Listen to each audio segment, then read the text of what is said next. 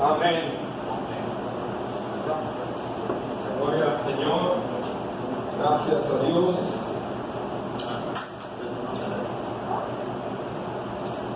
Quiero que rápidamente, por favor, busquemos en la palabra del Señor. Lucas capítulo 11, versículo 21 y 22. Lucas capítulo 11, versículo 21 y 22.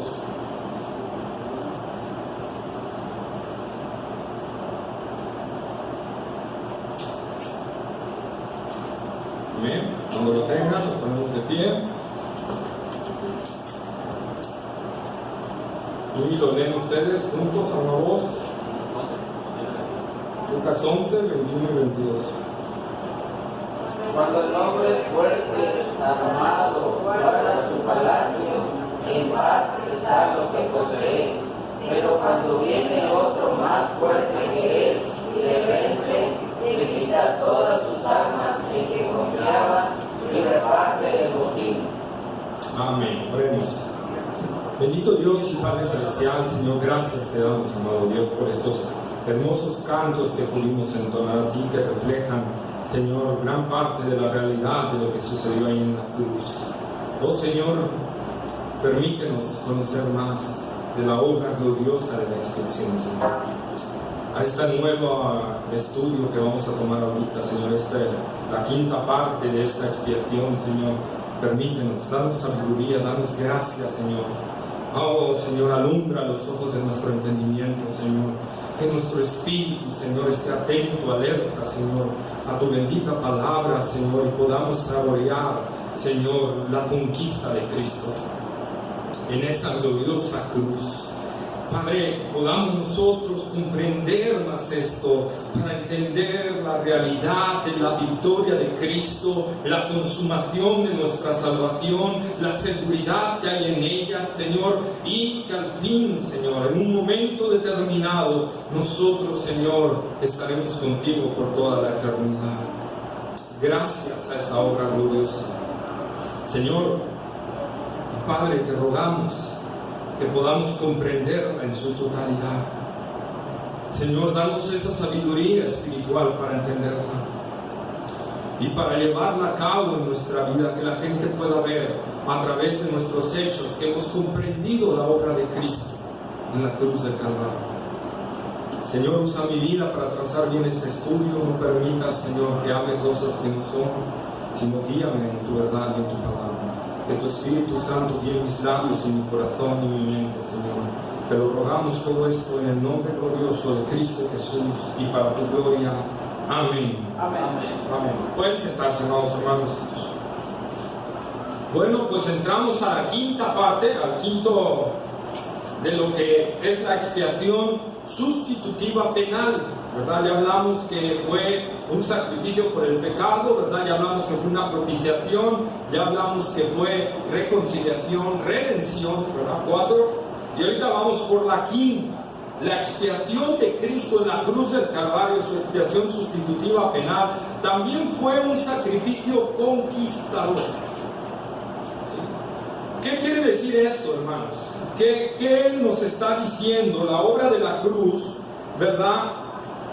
De conquista. ¿Conquista a quién? A Satanás. Ahora sí, toca esta parte, ¿verdad? De la obra de Cristo.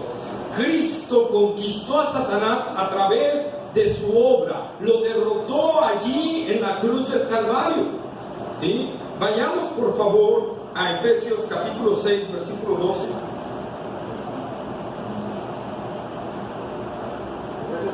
Efesios 6, 12. Dice,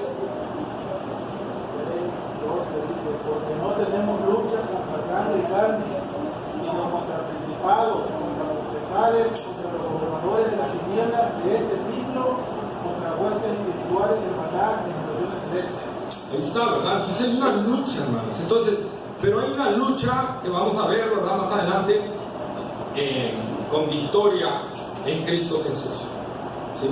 Él ganó. ¿Por qué? La palabra de Dios dice que el mundo entero está bajo el maligno. Por favor, vayamos a 1 de Juan, capítulo 5, versículo 19.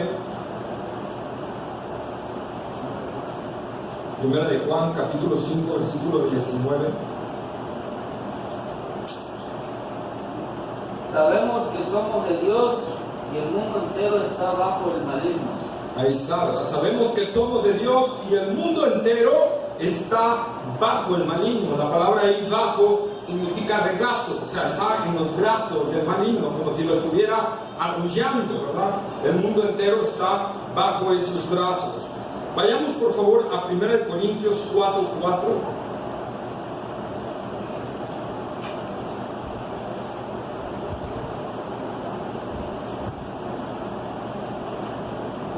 Porque aunque de nada tengo mala conciencia, no por eso soy justificado, pero el que me juzga es el Señor.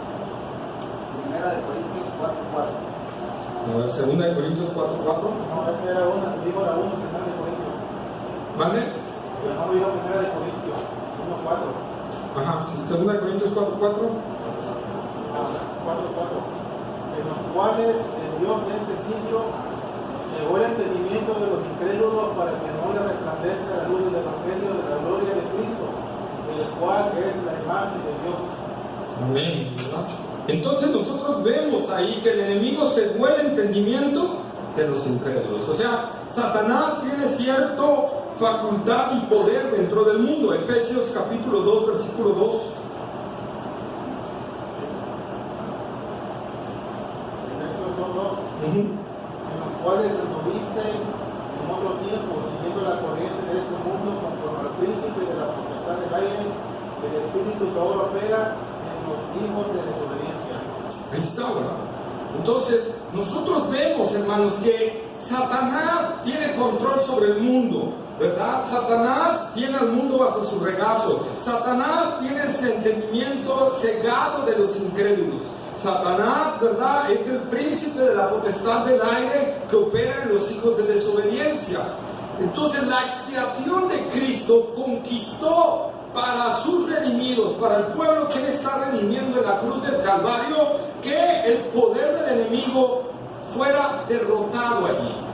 De tal manera que Satanás ya no pudiera cegar nuestro entendimiento. De tal manera que Satanás, ¿verdad?, ya no estemos bajo su regazo. De tal manera que ya no estemos conforme a su voluntad. Cristo en la cruz del Calvario ha derrotado a Satanás a través de su obra expiatoria, porque al pagar en la culpa del pecado y al limpiar nuestros pecados, le quita a Satanás todo poder sobre nosotros. Amén. Es decir, triunfamos sobre él. ¿Sí? Así, en la obra de la cruz del Calvario, y en la parte que leímos, Lucas capítulo 11, versículo 21 y 22, lo volvemos a leer, por favor. Lucas capítulo 11, versículo 21 y 22. 21 y 22. Cuando el hombre fuerte armado guarda su palacio, en paz está lo que posee, pero cuando viene otro más fuerte que él y le vence, le quita todas sus armas y le llama y reparte el botín. Amén, ¿verdad? Aquí muchos lo usan para la guerra espiritual y para todo esto, pero aquí no está hablándose de eso. Aquí Cristo está hablando, ¿verdad?, de Él mismo, derrotando al enemigo, ¿verdad?, y quitándole todas las armas que Él tenía, ¿verdad? El enemigo estaba muy confiado. Cristo en la cruz del Calvario lo derrota y le quita todas sus armas contra su pueblo. Por esto también el profeta dice: ninguna arma forjada del enemigo contra nosotros prosperará. Amén. Amén. Porque el Señor ya lo derrotó. Mateo 12, 29, por favor, hermanos.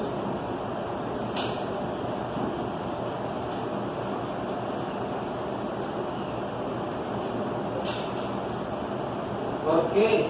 ¿Cómo puede alguno entrar en la casa del hombre fuerte y saquear sus bienes si primero no le ata y entonces podrá saquear su casa?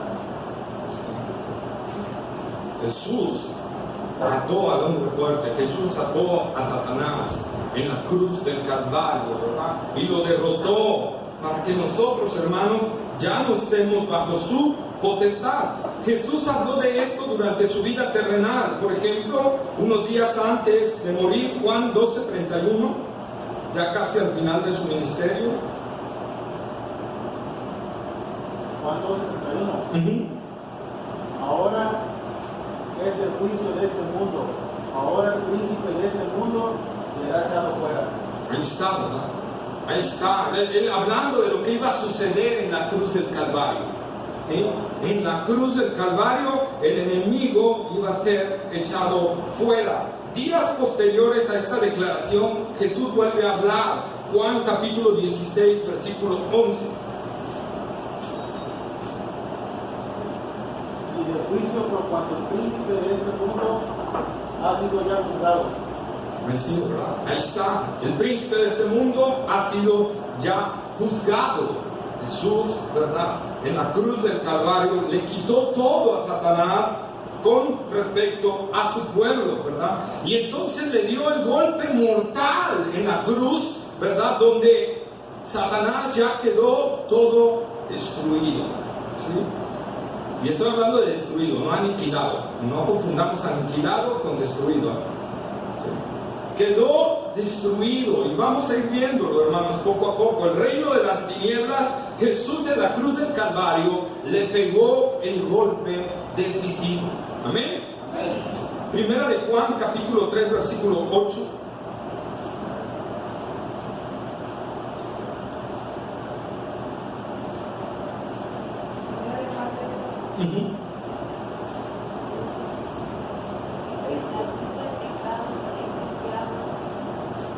Fuerte, fuerte, por favor. El que practica el pecado es el diablo. El diablo peca desde el principio. Para esto apareció el Hijo de Dios, para deshacer las obras del diablo. Ahí está, ¿verdad? Para eso apareció el Hijo de Dios, para deshacer las obras del diablo. Él ha aparecido, Jesús en la cruz del Calvario, ¿verdad? Derrotó a Satanás, le dio el golpe decisivo para deshacer, ¿verdad? Su poder que tenía sobre el mundo, no, sobre su pueblo. Sobre los que él redimió, porque vemos a Juan 5:9 que el mundo entero sigue estando bajo su regazo. Amén. Entonces Cristo en la cruz del Calvario, ¿verdad? Conquistó o puso o expió nuestro pecado y nos limpió de toda culpa. ¿Y qué es lo que ocupa Satanás para acusarnos delante de Dios? Nada. Por lo tanto, el arma principal que tenía el enemigo contra nosotros ha sido destruida en la cruz del Calvario. Así es, ¿verdad? Ha sido totalmente deshecha en la cruz del Calvario. Totalmente aniquilada. Vamos a Colosenses capítulo 2, versículos 13 al 15. Capítulo 2, versículo 13 al 15. Colosenses 2.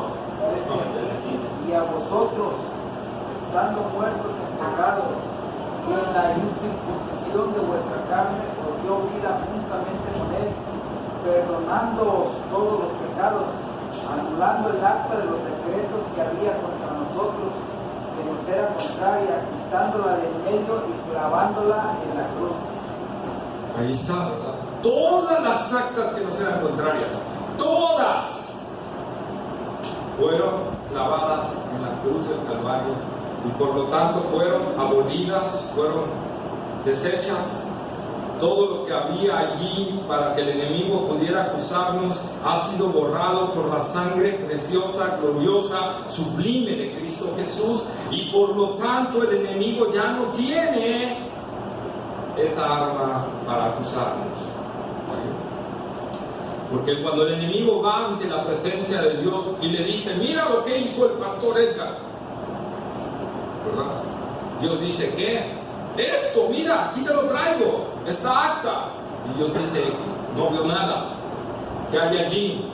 Y Satanás voltea el papel y sorpresa, está todo en blanco, ¿verdad? ¿Por qué? Porque toda acta que nos era contraria, toda fue pagada en la cruz del Calvario. Toda.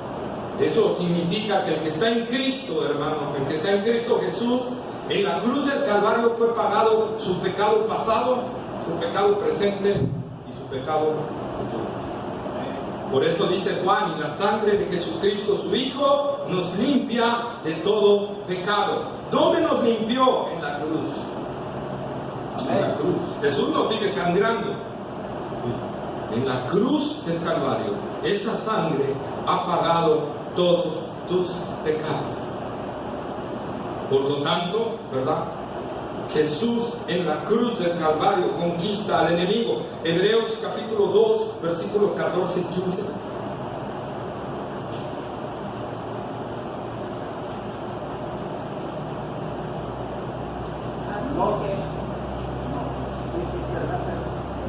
Así que por cuanto los hijos participaron de carne y sangre, él también participó de lo mismo para destruir por medio de la muerte al que tenía el imperio de la muerte, esto es, al diablo, y librar a todos los que por el temor de la muerte estaban durante toda la vida sujetos a servidumbre. Ahí está, ¿verdad? Entonces en la cruz del Calvario, Cristo derrotó y destruyó al que tenía el imperio de la muerte. ¿Y cómo lo hizo? En la cruz. Él pagó toda la culpa. Y no solo eso, sino que Él también resucitó al tercer día, demostrando su gloriosa victoria, ¿verdad? Cuando resucitó. Hechos capítulo 2, versículo 24.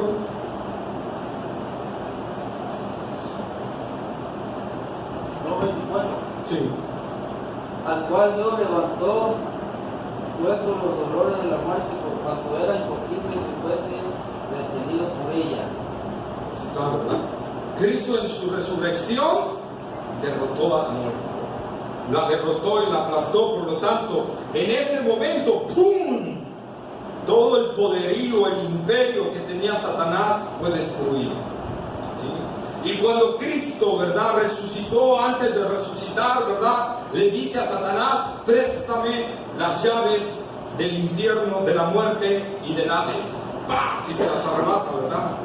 Y las obtiene él ahora. Apocalipsis capítulo 1, versículos 17 y 18.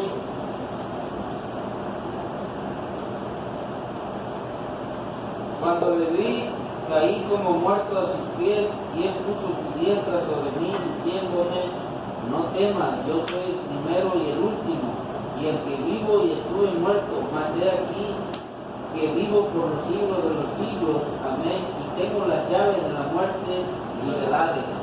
Ahí está, ¿verdad? Y tengo la muerte de La llave. tengo la llave de la muerte y del Hades, ¿verdad? Jesús ha conquistado todo eso, por lo tanto dejó a Satanás sin ningún arma que nos pueda atacar. ¿Cuál es lo único que puede atacarnos el enemigo? Engañarnos, ¿verdad? Utilizando la tentación para engañarnos. ¿Sí? Hermanos, todo fue ganado en la cruz del Calvario. Absolutamente todo fue ganado. En esa expiación que el Señor hizo, ¿verdad? No solo nos reconcilió con Dios, no solo nos redimió y nos compró, ¿verdad? No solo nos propició, nos aplacó, quitó la ira de Dios, no solo quitó el pecado de nosotros, sino que también conquistó por nosotros la victoria sobre Satanás y la muerte en la cruz.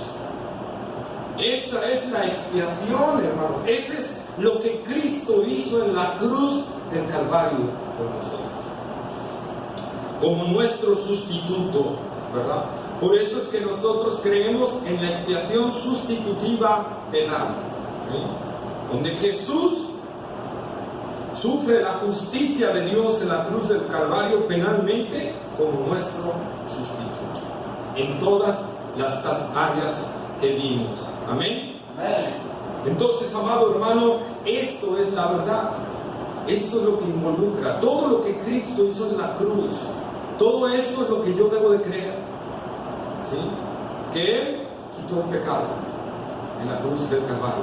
Si en verdad yo he nacido de nuevo, Él ha quitado el pecado.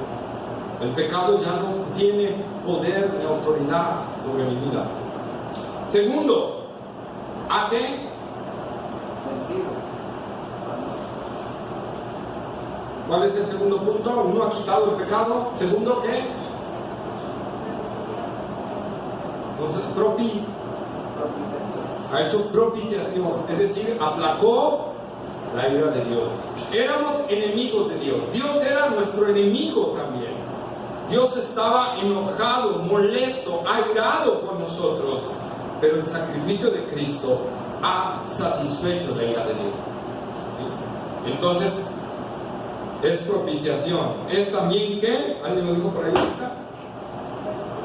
Reconciliación, ¿verdad? Nos ha reconciliado con Dios. Amén. Como dije hace un rato, éramos enemigos y a través de la cruz del Calvario no solo Cristo aplacó la ira de Dios, sino que también ganó que ahora seamos amigos de Dios, ¿verdad? Y después, mediante otra cosita, vamos a ver, adoptados como hijos, ¿verdad? La adopción. Pero ahorita veámoslo así, nos ha hecho otra vez, nos ha reconciliado con Dios, ¿sí? Dios, al quitar la culpa del pecado, Dios ya no tiene enemistad con nosotros, ¿verdad? Ya no tiene enemistad con nosotros. ¿Qué más, hermanos? Nos ha también, la expiación de Cristo nos ha también, ¿qué? Redimido, ¿verdad? ¿Y qué es redimido? Pagó el precio, ¿verdad? Porque éramos esclavos del pecado, ¿verdad? Y Él con su sangre pagó el precio ante su Padre para libertarnos del pecado. Amén. Amén. Y entonces, y el 5, lo que vimos ahorita, Cristo ha conquistado por nosotros a Satanás, ¿verdad? Y le ha quitado toda la tarma para que no pueda destruirnos a nosotros. Amén. Amén. Esos son los pasos de la expiación. ¿Sí? ¿Alguna duda hasta aquí, hermanos? La expiación, por lo tanto, es la parte, el núcleo de la salvación. Si no entendemos nosotros la expiación, nos podemos desviar a muchas cosas que no son. Y es ahí donde ya entramos al siguiente paso de lo que estábamos nosotros dentro de nuestro programa. Las teorías incompletas de la expiación.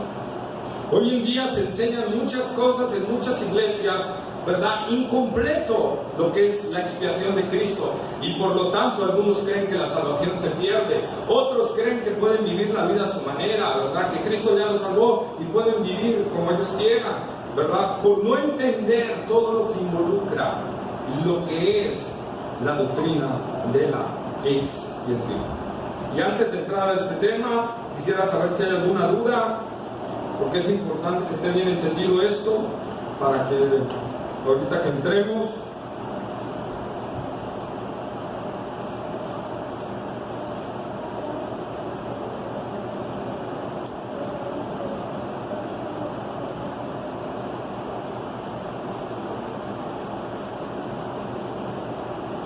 ¿dudas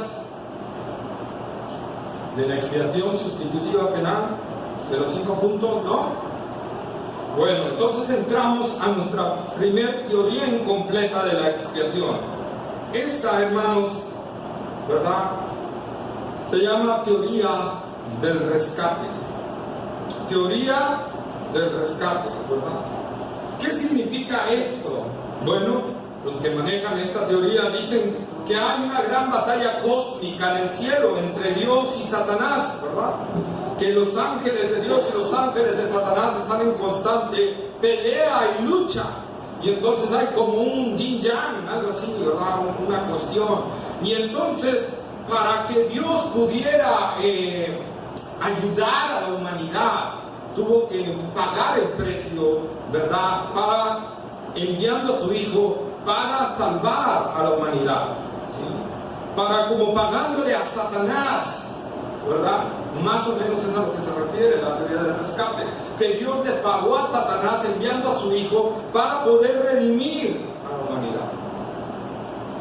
Esta teoría del rescate se maneja en varios círculos. A veces vas a oír por ahí a uno que acaba, bueno, murió hace unos 5 años atrás, un negrito él, que es inclusive les decían el pastor, le nombraban, ¿verdad? El pastor de Cash Luna y Guillermo Maldonado, así le nombraban a este que vivía ahí por las Islas Caimanes, tenía su iglesia grandísima, ¿verdad? Y sacaba varias fotos donde Cash, inclusive Guillermo Maldonado, asistían a oírlo, ¿sí? Y este hombre manejaba esto, ¿verdad? Que Satanás tenía el control de todo y que Dios no podía entrar al mundo, ¿verdad?, por sí mismo, que Dios tenía que buscar a un hombre que le ayudara a poder entrar a la tierra.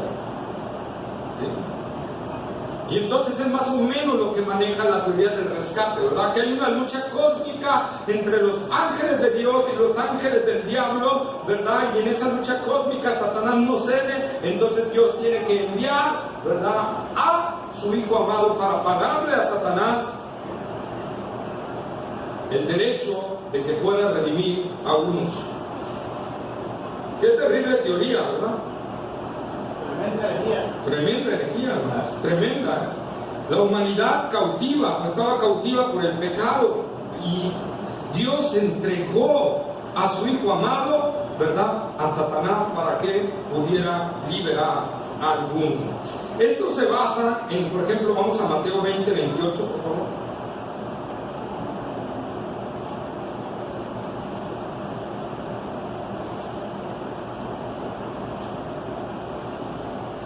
¿20 qué? 20, 28. Y como el Hijo del Hombre no vino para ser servido, sino para servir y para dar su vida en rescate. Ahí está, entonces dice, ahí está, Cristo vino a dar su vida en rescate por mucho. Es decir, Él vino a ofrecer su vida para que Satanás pudiera soltar a la humanidad. Me parece Marcos capítulo 19, versículo 45.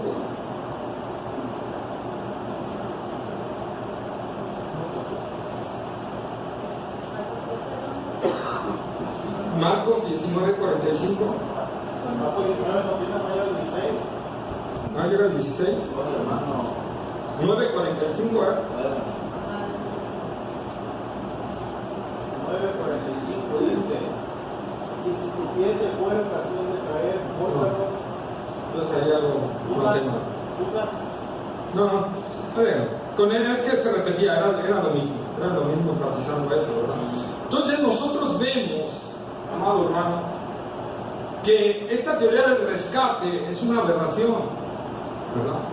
Modernamente, en los tiempos actuales también, ¿verdad?, sacaron algo muy parecido a esto que se llama Cristo vencedor. Y parece que uno de los defensores de esta doctrina es N.T. Wright, que también sacó un célebre libro ahorita en día, La nueva perspectiva de Pablo, ¿verdad? Y es una tremenda herejía también. Pero esta de Cristo vencedor enfatiza la expiación de Cristo, que logró una victoria sobre Satanás y sus ángeles. Oiga, pastor, pero es lo que dijo ahorita, hace rato, de conquista. Sí, pero eso era parte de la expiación.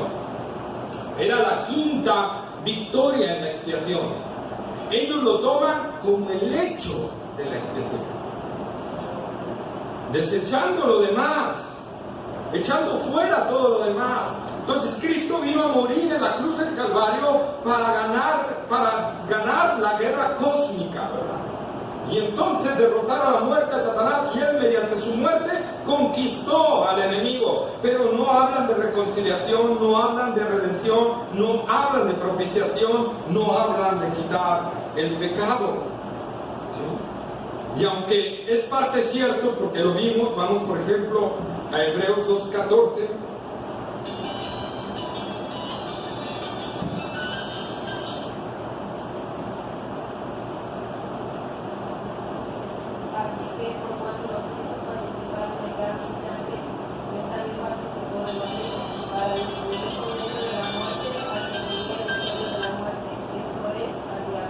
Ahí está, ¿verdad? Entonces, aunque es parte de lo que vimos, ¿verdad?, pero es parte. Ellos lo toman, repito, como un todo, como el hecho. Eso fue lo que Cristo vino a hacer en la cruz del Calvario, ¿verdad? Cristo nada más vino a derrotar a Satanás y a sus huestes, ¿sí? ¿Qué hace esta teoría de Cristo vencedor? Le da un poder a Satanás que no tiene. Exalta el poderío de Satanás, ¿verdad?, y lo lleva a un nivel que no, la Biblia no lo dice así.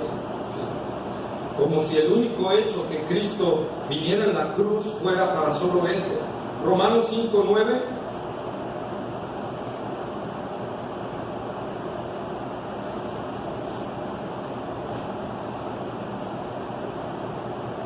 pues muchos más, estando ya justificados en su sangre, por él seremos salvos de la ira. Ahí está, ¿verdad? ¿De la ira de Satanás? De Dios. Entonces Cristo en la cruz principalmente y primordialmente nos vino a librar de la ira de Dios. Vino a quitar el pecado, vino a propiciar, ¿verdad? Y sí, también vino a conquistar a Satanás.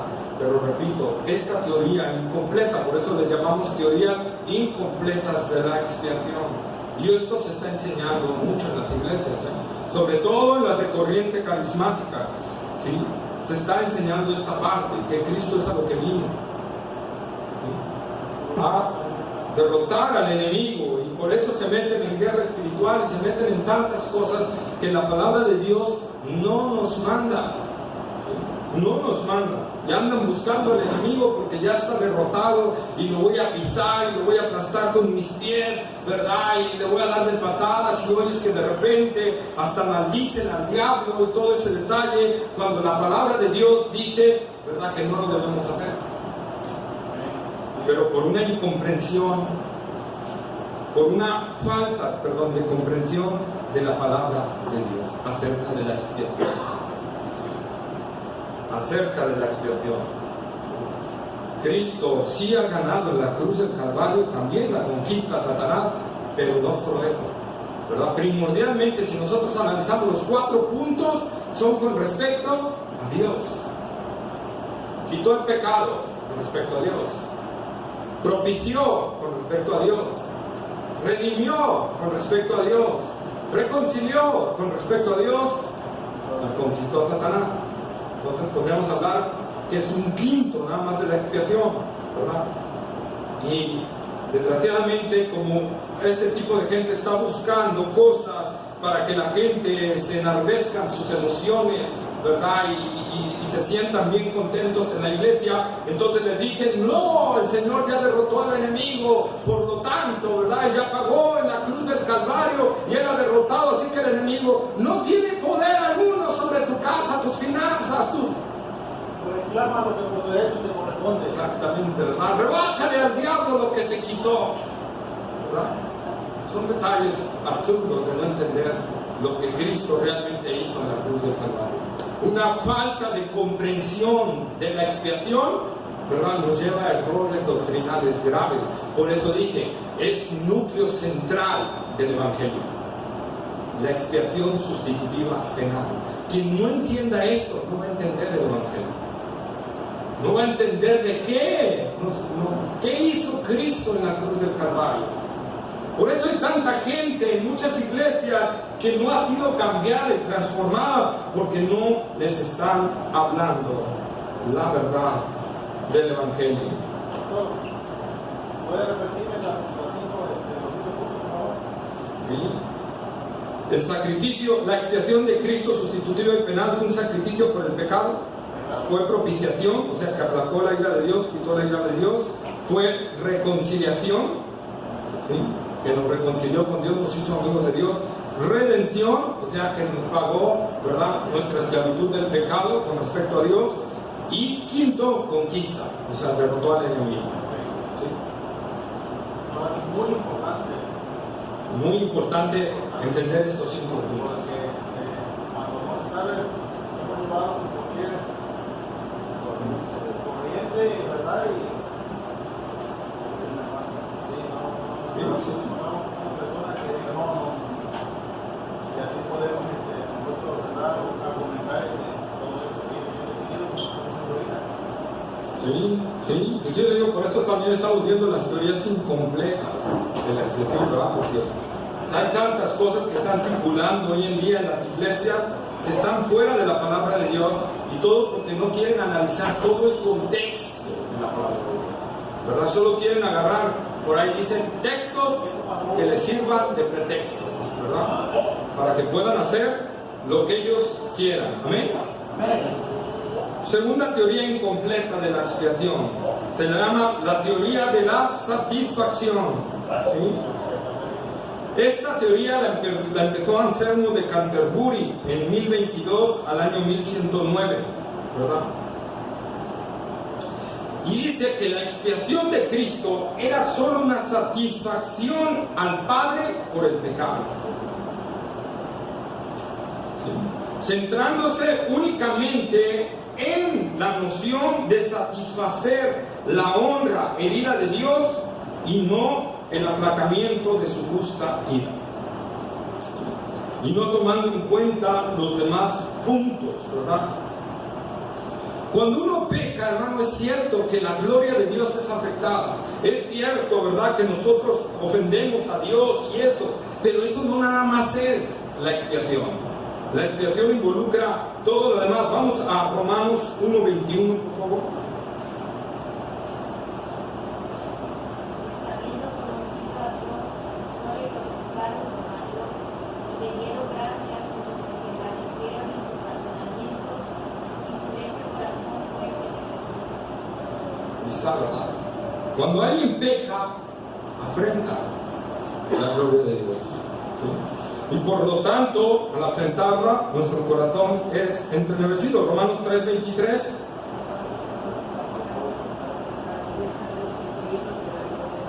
Por cuanto todos pecaron y están destituidos de la gloria de Dios.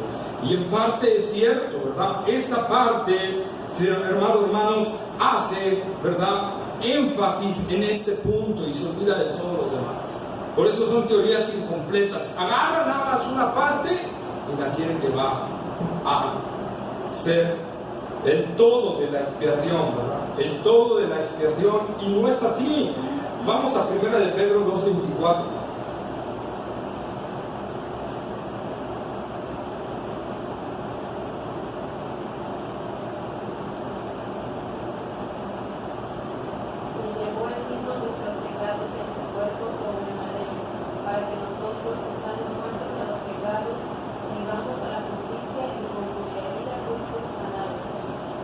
Ahí está, ¿verdad?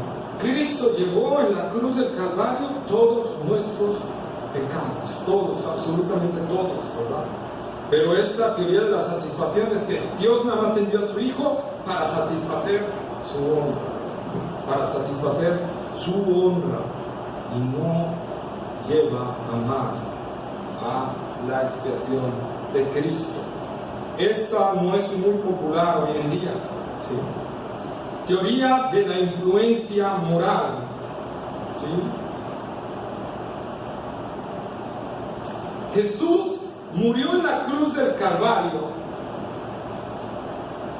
Fíjense lo terrible de esto. Jesús murió en la cruz del Calvario para dejarnos un ejemplo de que nosotros también tenemos que dar nuestra vida por los demás. Que en realidad eso fue lo que Cristo vino a hacer en la cruz. Por lo tanto, el sacrificio de Cristo solo es una influencia para que la humanidad, ¿verdad?, pueda entender esto y pueda entonces seguir el ejemplo de Cristo. Y aunque es cierto en parte que la obra de Cristo, lo que Cristo hizo en la cruz, también es una influencia moral para nosotros, ¿verdad? Porque Él nos manda a hacer también lo mismo, ¿verdad? Tomar nuestra cruz y seguirlo, a seguir los pasos de Él, ¿verdad? A negarnos a nosotros mismos. Jesús vino a hacer la voluntad de su Padre, no la voluntad de Él, ¿verdad? Él se sujetó a la voluntad de su Padre, y en parte es cierto este punto, pero ellos hacen esta parte, que Jesús solo vino a morir en la cruz del Calvario para darnos ejemplo, porque Él dice: ejemplo os he dado para que sigáis mis pisadas. Y entonces ellos dicen: ahí está, ¿verdad? Jesús murió en la cruz del Calvario para seguir sus pisadas.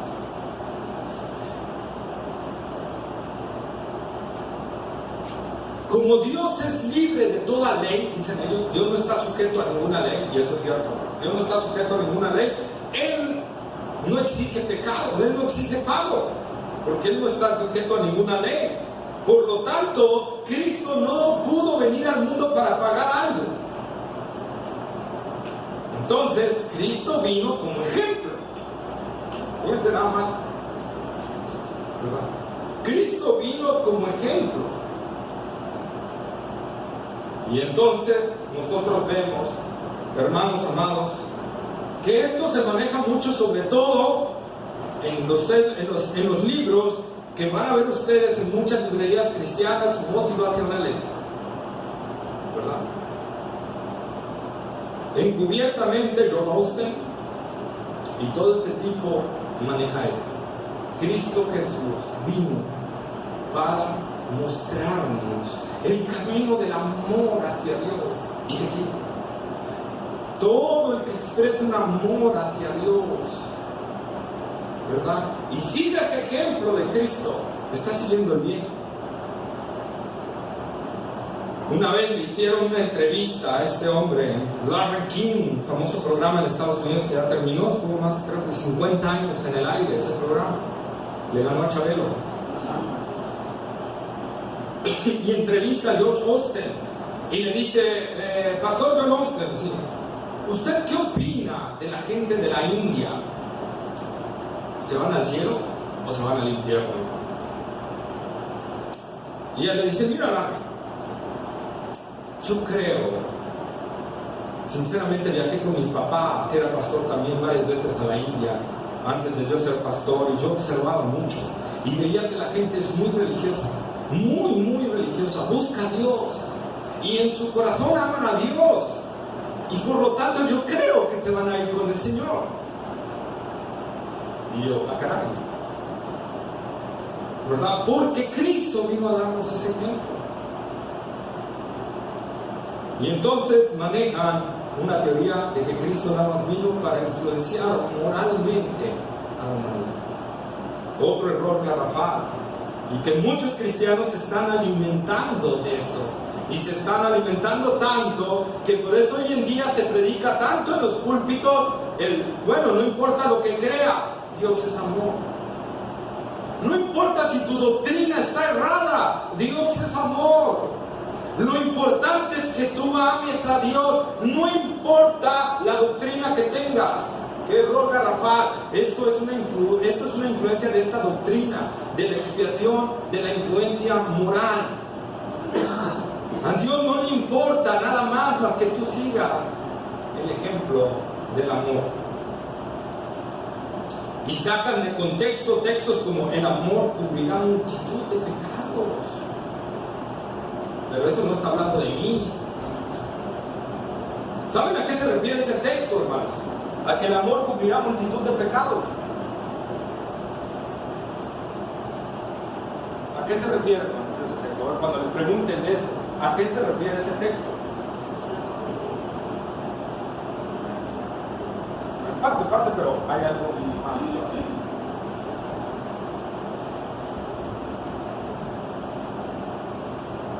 Bueno, no es que el amor que yo tenga a Dios va a cubrir mis multitud de pecados. Está hablando, si ustedes ven el contexto, está hablando de Dios que estuvo en falta. Si tú haces volver a tu hermano, será recompensado. Y el amor cubrirá multitud de pecados. ¿Qué quiere decir eso? Que si ese hermano te ofendió a varios, que si ese hermano te ofendió a ti, el amor de Cristo no tomará en cuenta las ofensas de él, que me haya hecho a mí, o que me haya hecho a los hermanos. Cuando ya vengan a arrepentimiento, ¿verdad? No tomará en cuenta. Por eso dice, y el amor cubrirá multitud de pecados, pero no los míos. Usted, el hermano, que está ayudando a arrepentimiento. Eso es a lo que se refiere esa parte del texto. Pero le digo, muchos lo sacan del contexto y dicen, lo importante es que tú ames a Dios. No importa la doctrina que tengas, no importa la doctrina que manejes, eso es lo importante, influencia moral. Y aunque el amor es muy importante, la verdad también lo es para Dios. Dios no solo es amor, Dios es verdad también. Por lo tanto, la mentira no cabe dentro de Dios. ¿Y los mentirosos dónde irán? ¿Al cielo? Al infierno. Al infierno, dice la palabra, ¿verdad? Todos los mentirosos serán lanzados al lago de fuego y azufre. Entonces, no es, hermanos, que el amor vaya a cubrir todos los errores y todo lo que estamos hallando, ¿verdad? Cuando nosotros realmente venimos a Cristo Jesús, dice la palabra de Dios que el Espíritu Santo nos va a guiar a toda verdad. A toda verdad.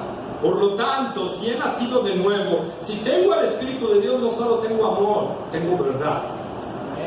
¿Verdad? Entonces, sí importa la doctrina. Por ahí decía alguien y ponía, creo que fue el doctor R.C. Sproul, cuando decía, la doctrina no importa atentamente quien no agarra su Biblia. ¿Verdad?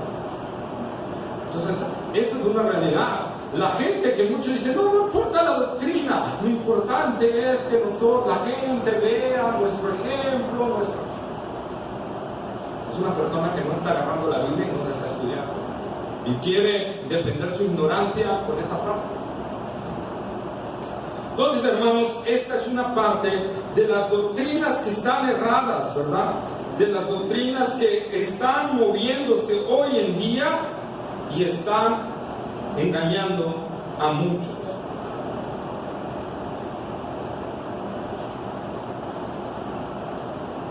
Amén. Amén.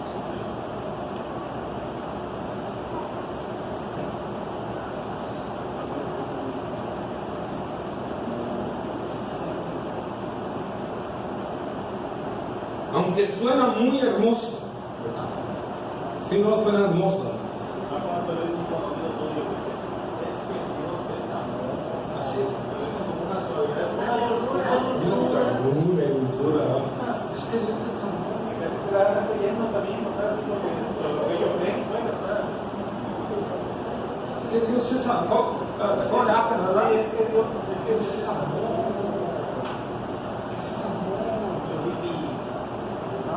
Y Dios es compasivo. Y casi nada más falta que diga, y Dios no va a enviar a nadie al infierno. Porque si Dios es puro amor, entonces ¿para qué predico el Evangelio? No tiene caso. Dios enviará gente al infierno. El Dios de amor va a enviar gente al lago de fuego y azufre por toda la eternidad, por los siglos de los siglos, para que veamos que no solo es amor, sino también es justicia, es santidad, es ira, ¿verdad? Y eso fue lo que Cristo también vino a hacer en la cruz del Calvario, a librarnos de la ira de Dios, a reconciliarnos con su santidad, a cumplir su justicia en la cruz del Calvario, ¿verdad? Por lo tanto, esta doctrina incompleta menosprecia la doctrina de la expiación de Cristo de una manera horrible y poderosa. Vamos a Romanos 5:10, por favor.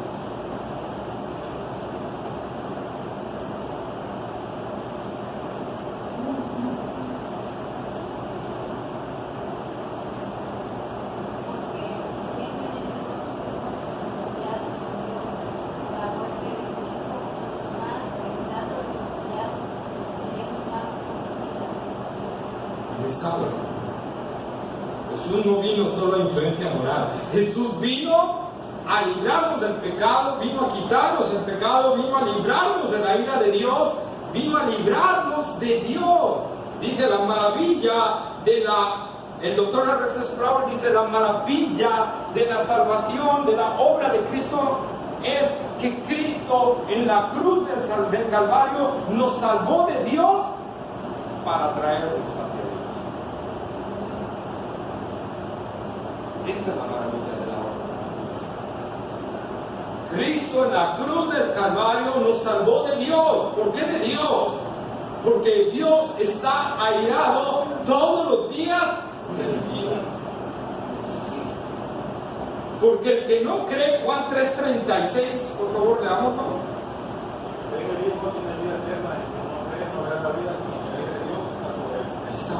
La ira de Dios está sobre él. Dios está airado con todos los que no creen, con el incrédulo. Está airado, está súper mega enojado. bueno, permítanme decirlo, no sé, en términos jarochos, dice por ahí, está pedido, ¿verdad?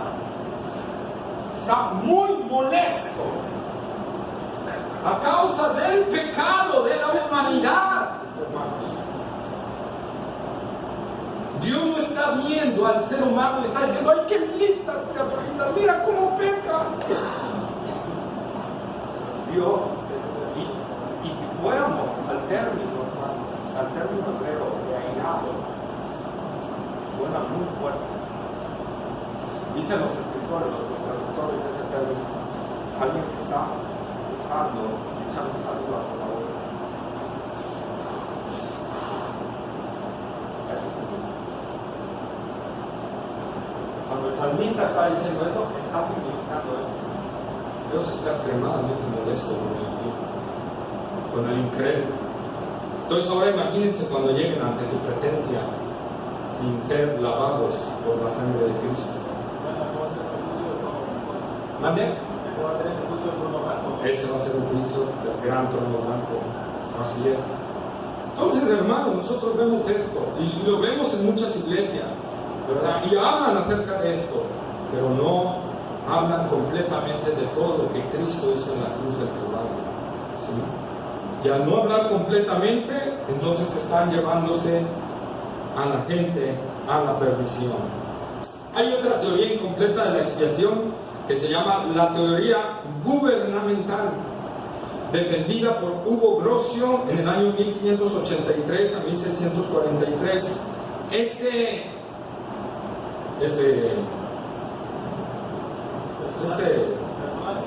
personaje fue alumno de Jacobo Arminio. ¿Quién fue Jacobo Arminio?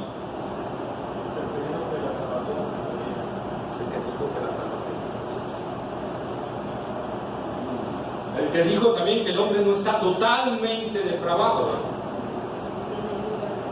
Que tiene libre albedrío.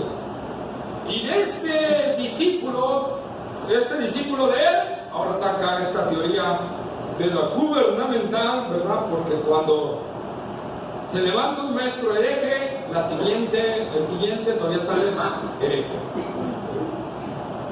Entonces le resta importancia a la noción que Cristo pagó, ¿verdad? Por la pena de los pecados particulares de cada pecador, ¿sí?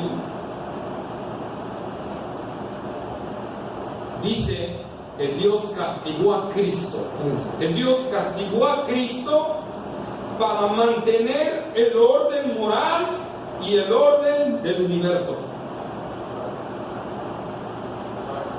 Que Cristo fue castigado por su Padre Celestial para mantener el orden moral y el orden del universo. De ahí el nombre, ¿verdad?, de teoría gubernamental. Estos también sostienen que Dios no está sujeto a leyes. Por lo tanto, el sacrificio de Cristo no tiene nada que ver con pagar la ley, ni a Dios, sino para que se mantenga un orden moral y el orden del universo. Por lo tanto, todo aquel que peca futuramente, entonces sí, Dios va a tener que castigarlo, ¿verdad? Porque Dios tiene que guardar el orden moral de todo el mundo. Así que esto solo, ¿verdad?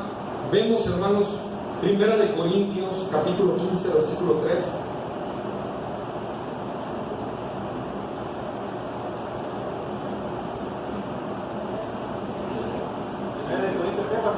Primera de Corintios 15, 3. Porque primeramente os he enseñado lo que asimismo recibí, que Cristo murió por nuestros pecados conforme a las Escrituras. Ahí está, ¿verdad? Que Cristo murió por nuestros pecados. Y pecados, aquí, ¿qué significa? Pecados particulares de cada quien. Es decir, si yo pequé mintiendo hoy, ese pecado Cristo lo pagó. Si yo fui un borracho, un difamador, ese pecado que Cristo le pagó en la cruz del Calvario, es pecado. Todos y cada uno de nuestros pecados. Cristo pagó en la cruz el precio del pecado por nosotros y de los pecados. Cuando en la Biblia aparece pecado en singular, habla de nuestra naturaleza pecaminosa. Cuando aparece en plural, habla de la ofensa a la ley de Dios, la mentira, la lujuria, todo esto. Cristo pagó en la cruz del Calvario nuestros pecados. Nuestros pecados. No solo entonces Dios envió a su Hijo para guardar un orden moral, ¿verdad? Y para guardar el control del universo. Cristo envió a su Hijo para morir por nuestros pecados. Hebreos 2:17.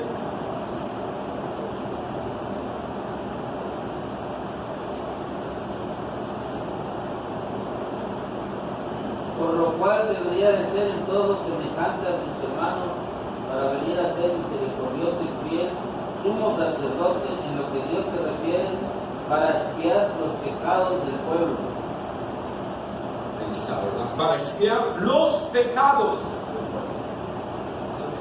Cristo ha pagado por el pecado y por los pecados.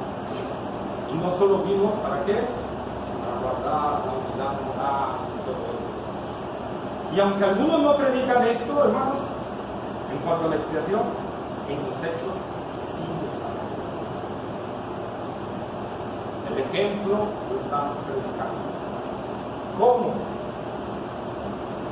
Cuando no se habla, ¿verdad?, contra el pecado, cuando un hermano está mal y no se le habla contra el pecado, están buscando ¿qué? Un orden, en la iglesia, ¿verdad?, que no haya una desobediencia en la iglesia, que todo esté tranquilo, que la iglesia siga creciendo, ¿verdad? Normalmente no importa que haya tanto gente que está cometiendo detalles, para que no haya divisiones, para que no haya pleitos, para que no haya cuestiones de doctrina que causan división. Entonces yo lo único que voy a hacer es guardar el orden.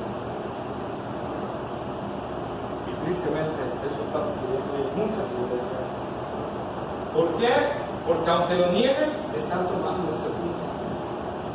Están tomando este punto. Así que, hermanos, el núcleo central de la obra de Cristo en la cruz del Calvario son los 5 puntos que si alguien viene y quiere hacer una modificación a esto, no está agarrando todo el consejo de la palabra. Todo el consejo. Nosotros ya vimos a través de varios textos los 5 puntos que son defendidos por la misma Escritura. Les repito, hoy en día están cada día abundando más y más y más y más.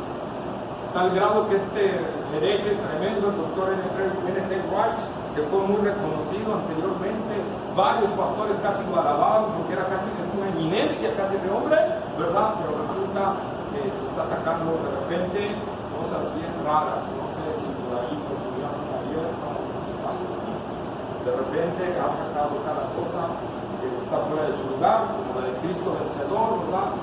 El objeto de la expiación fue eso. Y la nueva perspectiva, un libro común que causó mucho revuelo, la nueva perspectiva del apóstol Pablo, donde hablaba, que vamos a ver posteriormente a fondo, la justificación, ¿verdad?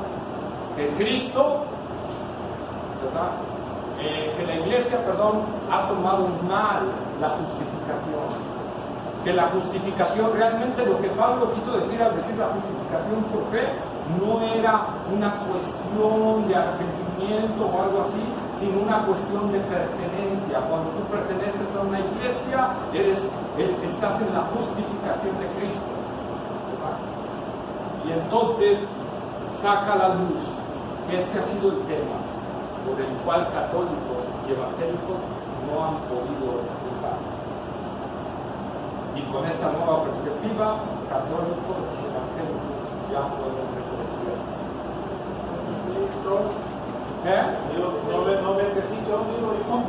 Entonces, eso es lo que, y vean, hermanos, se lo digo sinceramente, ves a varios pastores defendiendo. El diablo le busca por todas partes. Entonces, hermanos, nosotros no nos debemos nunca de mover de la palabra de Dios. Y por eso tenemos que estar leyendo, meditando, día a día la palabra de Dios. La palabra de Dios. Por eso el apóstol Pablo, yo le digo, Dios, el Espíritu Santo, hablando a través del apóstol Pablo a la iglesia de Galacia, cuando dice, si aún yo mismo predicar un evangelio diferente, sea maldito. ¿Qué quiere decir eso? Maldito, no sea Maldito. Pero ¿por qué Pablo dice si aún yo mismo?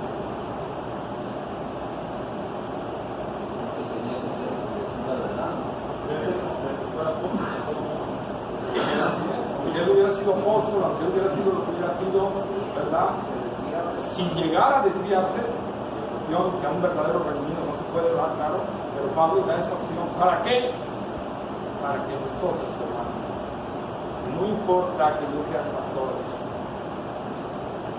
ustedes tienen que estar anclados en la palabra de Dios, no en mí. Tienen que estar anclados en la palabra de Dios. Por si un día yo me llegara a desviar, ustedes no se vayan conmigo.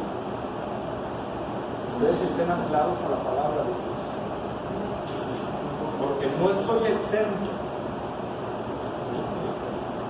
Entonces ustedes tienen que estar anclados en la palabra. La autoridad del pastor hasta donde llega, hasta donde el pastor se apoya en la autoridad de la palabra de Dios. Cuando el pastor se sale de la palabra de Dios, el pastor no tiene autoridad absoluta. Absolutamente. Cero autoridad. Cuando se sale el pastor de la palabra de Dios, tiene cero autoridad. Toda la autoridad que llegamos a tener es única y exclusivamente en la palabra de Dios. En la enseñanza. Amén. ¿Dudas, preguntas que tengan, hermanos? Vamos a dejar ahí ya. Después vamos a ver el tema de la suficiencia perfecta. ¿Pero alguna duda que tengan aquí? ¿Hasta aquí? Yo tengo una y a lo mejor es un poco básica. Porque si yo lo que he empezado a ver es el Evangelio según Mateo. Hace rato yo me comentaba algo acerca de que pues, todos los pecadores y que no tienen la palabra de Dios irán al fuego, perdón, al río de fuego y no recuerdo otro término. Pero yo en el de Mateo hace mucha referencia que enviará a las tinieblas de afuera y allí será el lloro y crujir de dientes. Es nada más cuestión de términos, una cuestión de términos, porque al final es el mismo lugar. Ahí está, exactamente. El lado oscuro será el lloro, el crujir de dientes, será un lugar de tinieblas, será un lugar de soledad, será un lugar que sentirás que te consumes y nunca te consumes, que sentirás todos los dolores de la muerte, pero nunca morirás. Va a ser algo terrible. Es la ira de Dios. Al final de cuentas, en su libro expresión es la ira de Dios, para que veamos lo que Dios detesta, aborrece el pecado. Cualquier duda, por todo gusto. Yo quiero hacer una poca, pero morimos y sabemos que los que estamos en Cristo, bueno, Cristo dice que en el momento que partimos a donde está Él. ¿Qué pasa con la gente que muere sin Cristo? Van así como nosotros, no nos hacen la misma, también derecho al infierno. O hay